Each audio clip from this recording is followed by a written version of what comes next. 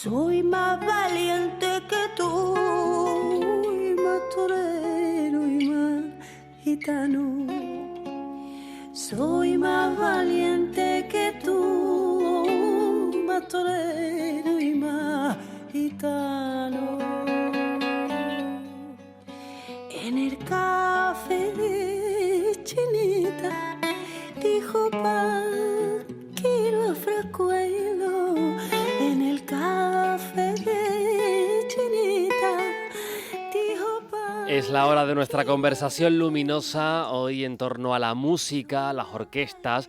Nos acompaña Ignacio García Vidal, director de orquesta y musicólogo. Ignacio, bienvenido a Roscas y Cotufas, ¿cómo estás? Hola Tomás, un placer estar aquí. Buenas tardes. Alicantino pero canario ya. Totalmente aruguense, como el Para ser ron. exactos, ¿eh? Para ser exactos, y como las campanas que no están sonando estos días, como he escuchado antes. ¿Se echa de menos? Mucho, mucho. La verdad que son esos sonidos integrados en la vida que echamos especialmente de falta cuando no están. Nos contaba, por si alguien se está incorporando, que la borrasca Emilia, entre todos los efectos, generó precisamente que las campanas del templo de San Juan en Arucas estén de momento estropeadas con ese circuito eléctrico que está reparándose para poder recuperarse, pero claro, hay un silencio que se extraña, nos contaba nuestro compañero de CAT, que al final va configurando, ¿no? Los sonidos, en definitiva, Ignacio, van configurando esos sonidos cotidianos, ¿no? Nuestro día a día, van organizando un poco la rutina.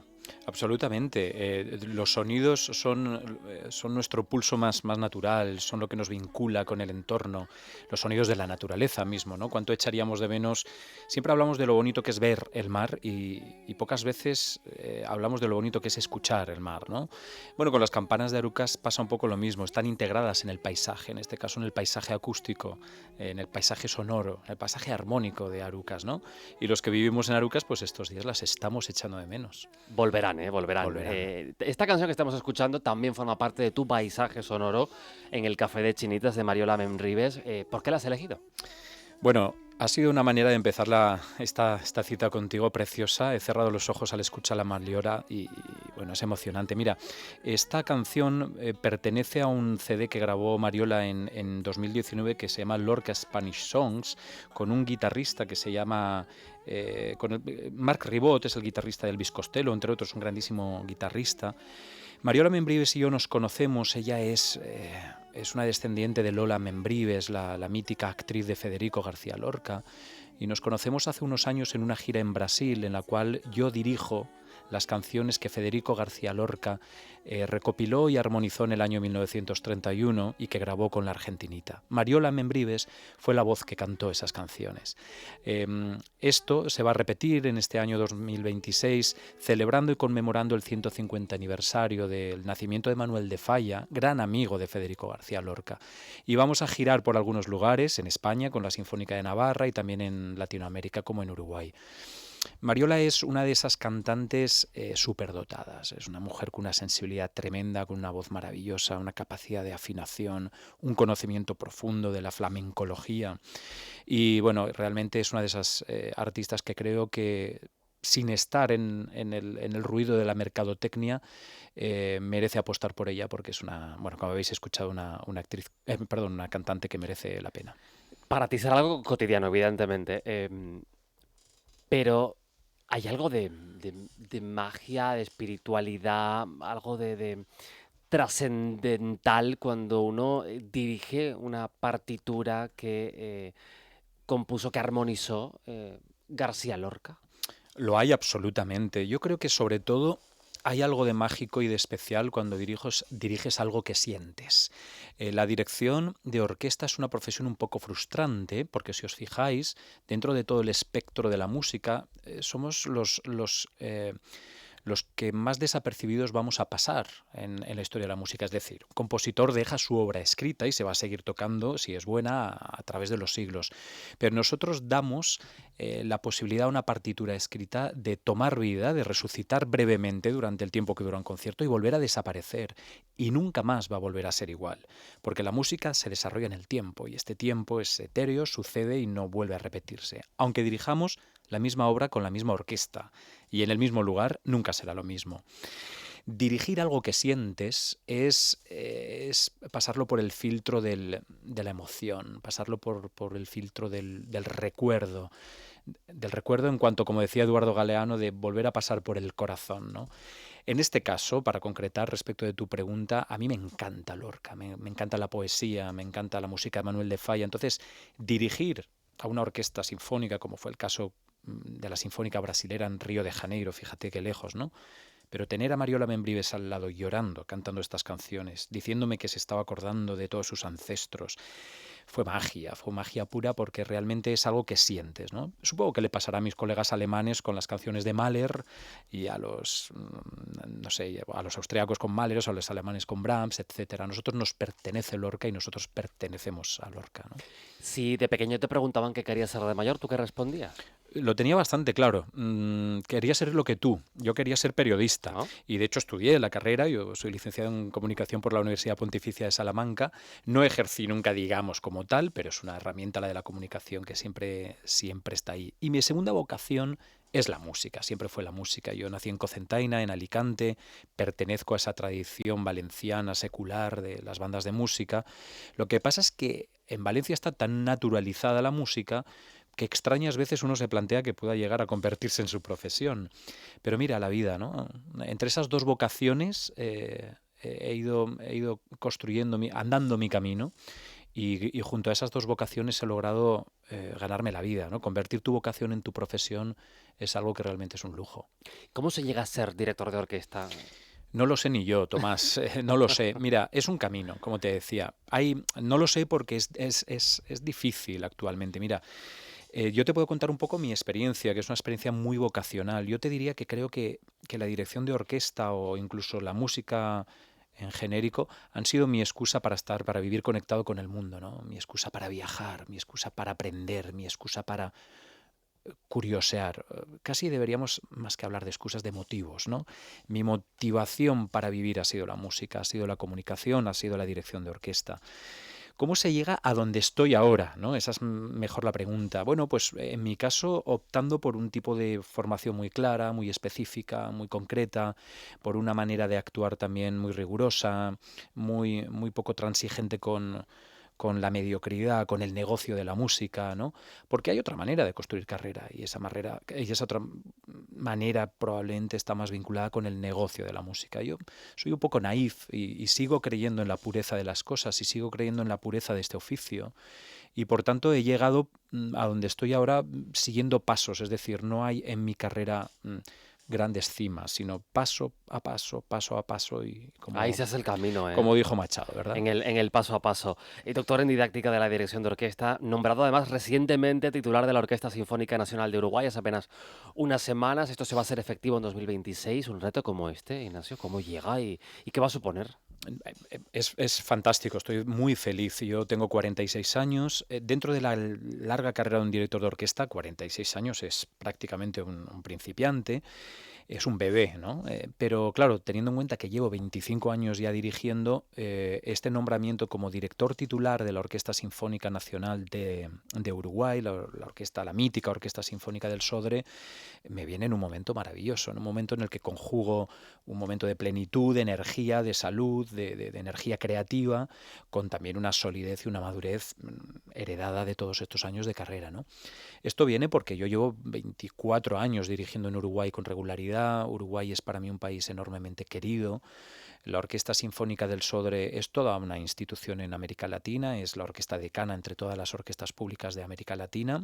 Pronto cumplirá 100 años, dentro de 3 o 4 años.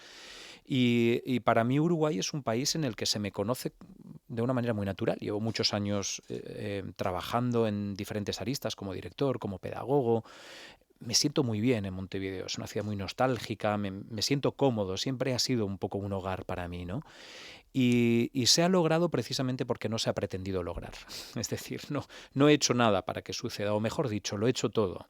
He hecho demostrar en estos años mi amor por el país, mi cariño, mi afecto, mi apoyo por los músicos de Uruguay.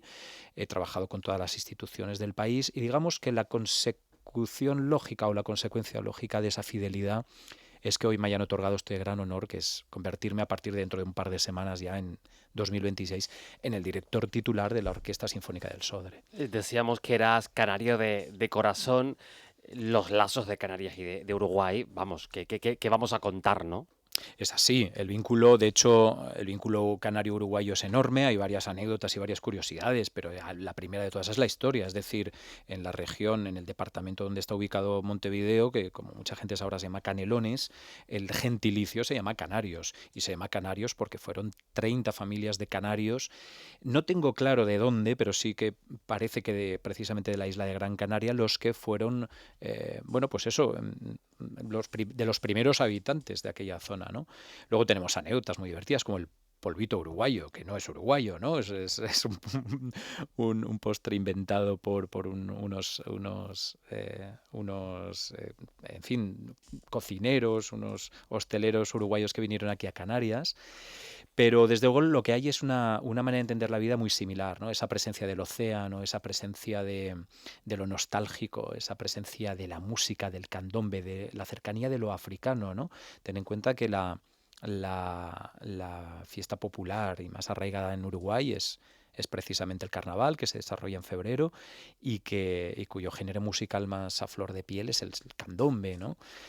Heredado probablemente de aquellos esclavos negros a partir del siglo XVII, ¿no? Hay mucho vínculo y la verdad que tanto en Canarias como en Uruguay uno disfruta de una cosa importante y es el tempo tranquilo, la vida tranquila, la vida serena, y por eso quizás es por lo que me siento especialmente bien en estos dos lugares. Y conversando seguimos con Ignacio García Vidal en Roscas y Cotufas.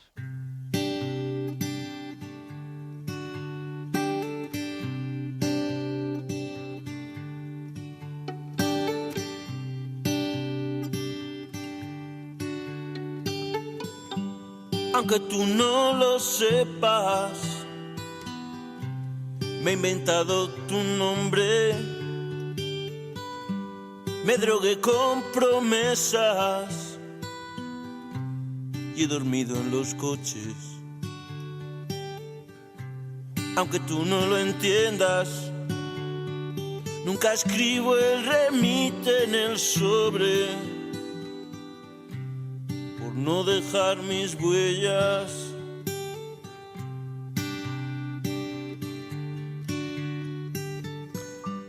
Aunque tú no lo sepas, de Enrique Urquijo, qué temazo, por más que los tiempos pasen. Es increíble. Y perdona, Tomás, es de Quique González. De Quique González. Popularizada efectivamente. Exactamente, por Enrique Urquijo. Lo que pasa es que es un dato que no mucha gente conoce, y es cierto, pero es un tema que compuso un jovencísimo Quique González en el año 90 y finales de los 90, y que efectivamente ya popularizan los hermanos Urquijo, ¿no? Es un temazo, es un poema de Luis García Montero, y a mí me traslada esta música y toda la música de esos años a mis años de Salamanca, mis años de estudiante en Salamanca, precisamente cuando estudiaba comunicación a finales de los 90, ¿no? Yo recuerdo estar en casa en Salamanca, poner la radio, siempre la radio, y escuchar que había fallecido Enrique Urquijo, año 99, ¿no? Pertenezco todavía a esa generación del no móvil, de la radio nocturna, de este tipo de canciones, de la poesía. ¿Esto está en decadencia? ¿Esto se está perdiendo de alguna forma? Sí, sin duda. Estamos en un mundo muy ruidoso, en un mundo muy saturado de mensajes y muy saturado de mensajeros también. De estímulos. De estímulos, sí, pero también de verdades absolutas, ¿no? O sea, en 15 segundos de Instagram todo el mundo quiere darte la verdad absoluta sobre el nutricionismo, sobre la ética, sobre la religión, la fe, el sexo, el amor, la inversión bancaria. No es necesario tener tanta información. Paseábamos, hablábamos, tomábamos cafés en Salamanca porque hacía frío y jugábamos el parchís en los bares, ¿no? Yo extraño eso y extraño esta música y lo que esa música implica, ¿no? Extraño esa serenidad, esa calma, y me da pena por las próximas generaciones que seguro sabrán encontrar sus espacios, ¿no? Pero yo tengo un niño canario, además de 7 años, que evidentemente está transitando una infancia mucho más saturada de información y de ruido de la que yo transité, ¿no? Y a veces me alegro de poder llevarle a lugares de silencio como la Cumbre o como Osorio, a disfrutar simplemente del barro y de los árboles. ¿Y conecta o le sorprende? Porque muchos niños ya acostumbrados y dan por hecho este mundo de estímulos constantes y de interacciones por todas partes, ¿no? De estar constantemente ahí en lo nuevo, que de repente le sacas de ese entorno y descubre un mundo, ¿no? Y claro, ese es el tema, que si lo haces de repente le rompes con sus paradigmas, ¿no? Pero cuando te ha visto a ti desde que nació, o mejor dicho, no te ha visto, es que te ha acompañado. Él y yo nos llamamos compañeros. Él me llama papá, compañero, ¿no? Y yo, compañero, ¿cómo estás hoy? Bueno, es que nos hemos acompañado y él me ha acompañado al campo y a la playa y a estas cosas. Entonces hoy con 7 años es muy curioso lo que te voy a contar y no lo había pensado, ¿eh? Lo estoy verbalizando por primera vez, pero jamás me ha pedido ir a un McDonald's y me pide mucho ir a Los Chorros. Los Chorros es un cachito de campo que hay ahí en Firgas en donde lo único que hacemos es construir una cabaña y es nuestro lugar secreto. Así que me pide eso, ir a Los Chorros con un palo y si llueve mejor, así nos embarramos. ¿Por qué? Porque es su historia y yo cada vez que paso por Los Chorros y no voy con él, con el coche, digo, este es nuestro lugar. Me gusta que digas esto porque hace algún tiempo estuve viendo una conferencia de Shonda Rhimes, una superproductora estadounidense de la anatomía de Grey, bueno, pues hipercreadora, hiperproductora, mujer 360. Y ella contaba que en esta vorágine del ruido de crear, de ser la más productiva, la más talentosa, la más todo, ¿no? De dar empleo a muchísima gente, llegaba un momento en el que dejaba de disfrutarlo y ella me explicaba que dejó de sentir el zumbido por la vida y que lo encontró precisamente jugando con sus hijos y se propuso de forma metódica y luego se convirtió en algo orgánico. Durante 15 minutos estoy entregada a los cacharritos que me propongan mis hijos y no soy ni productora ni nada, soy una madre que juegan al suelo y que se ensucia. Y me acabas de recordar perfectamente a ese zumbido que echaba de menos Shonda Rhimes. Sí, porque seguramente ella misma estaba traicionando su propia esencia, ¿no? Yo trato de no hacerlo, trato precisamente de saber cuál es mi lugar. Y hay momentos en los que profesionalmente tengo que vestirme de actor y mi oficio me lleva a transitar por escenarios maravillosos, de teatros maravillosos de muchos países del mundo.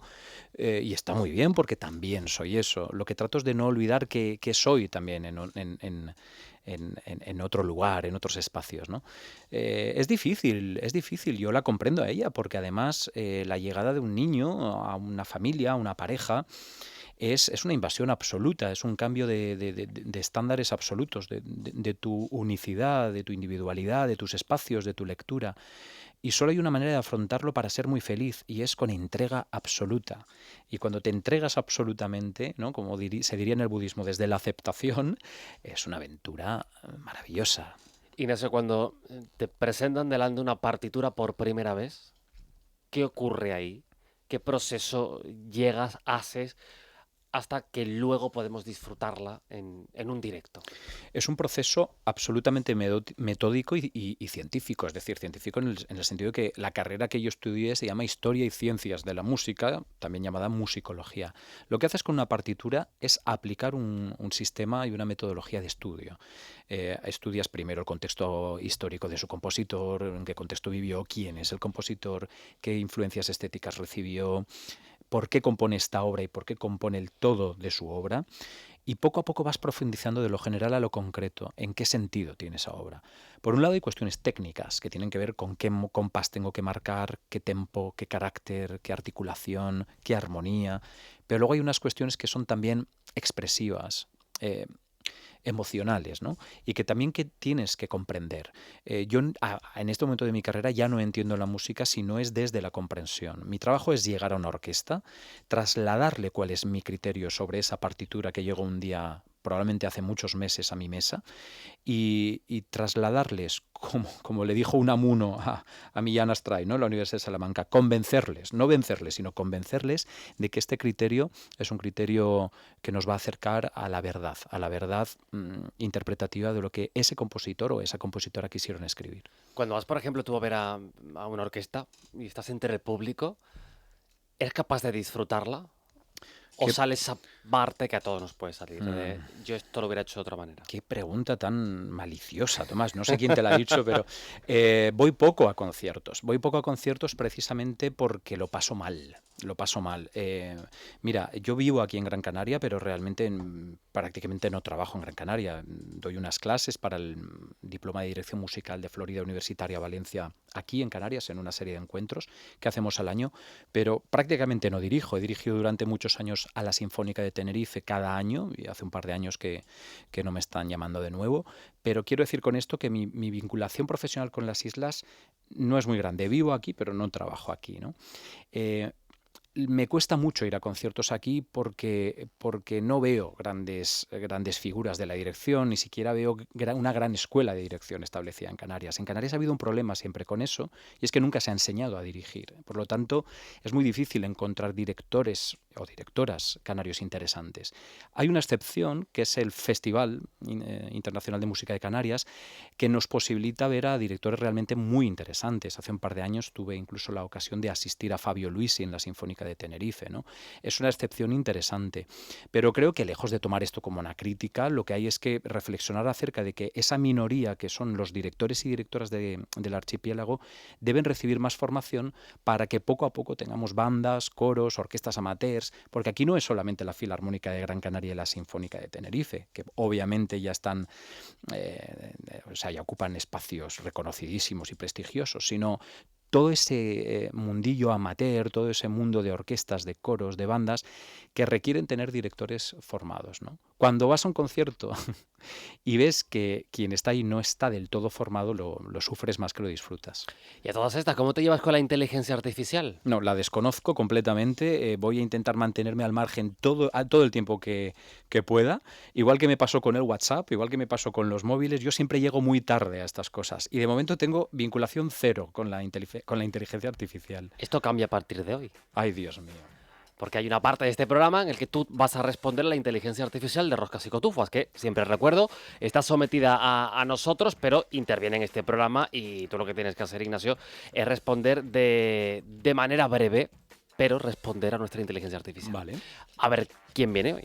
Buenas tardes, Ignacio. Soy Estrella. Encantada de saludarte. ¿Preparado para mis preguntas? Sí, preparado. Si la orquesta fuera una familia, ¿qué instrumentos serían la hija revoltosa y bromista y cuál es el hijo perfeccionista? El hijo perfeccionista es el violín y yo creo que la revoltosa es la percusión. Si pudieras ser un animal, ¿cuál elegirías y por qué? No sé cuál en concreto, pero alguno que vuele. ¿Qué es más peligroso en un concierto, una nota falsa o un móvil sonando? No, un móvil sonando sin ninguna duda. ¿Hay alguna obra que te ponga la piel de gallina aunque la hayas dirigido 100 veces? Sí, afortunadamente muchas, y espero que se siga manteniendo eso.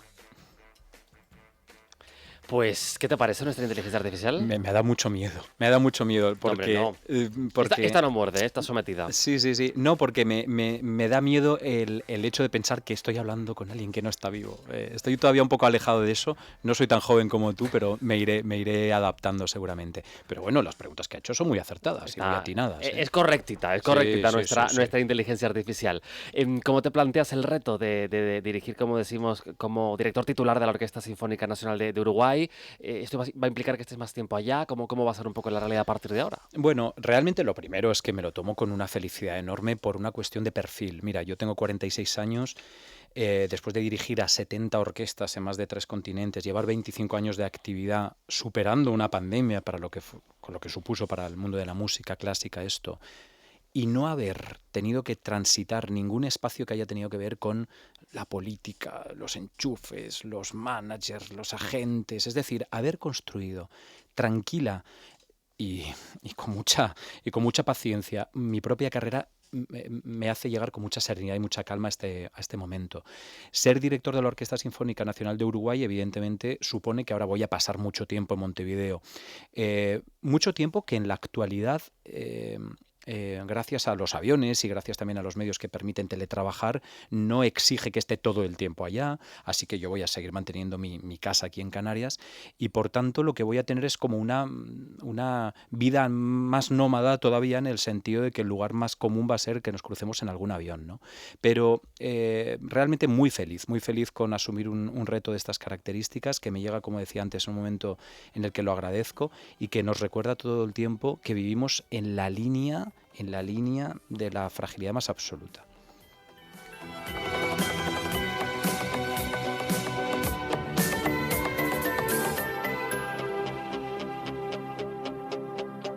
Nómadas que buscan los ángulos de la tranquilidad. En las nieblas del norte, en los tumultos. Nómadas, como canta Franco Battiato. Maravilla canción, ¿eh?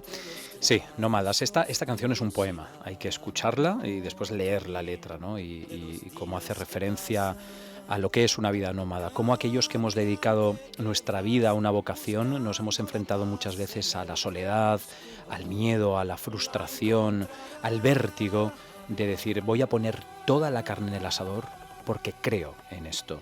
Yo hoy tengo 46 años, todavía no he tenido nunca ningún trabajo que me haya exigido un horario de 8 a 2 o de 8 a 3, pero te puedo asegurar que el trabajo ha sido de lunes a domingo, 24 horas al día, 365 días al año, ¿no? Una vocación convertida en profesión es un regalo de la vida. Y ser nómada, en el fondo, espiritualmente nómada, libre y con la capacidad de encontrar caminos, plantearte dudas, resolverlas, generar miedos, superarlos, es todo un camino de vida muy interesante. Ignacio García Vidal, director de orquesta, musicólogo, a partir de 2026, ya de forma oficial, director titular de la Orquesta Sinfónica Nacional de Uruguay, con todos esos lazos con Canarias, este valenciano canario de adopción desde hace ya mucho tiempo. Gracias por venirte a compartir y a ser a partir de ahora nuestra persona luminosa. Un placer aportar un poquito de luz. Gracias. Cuídate mucho.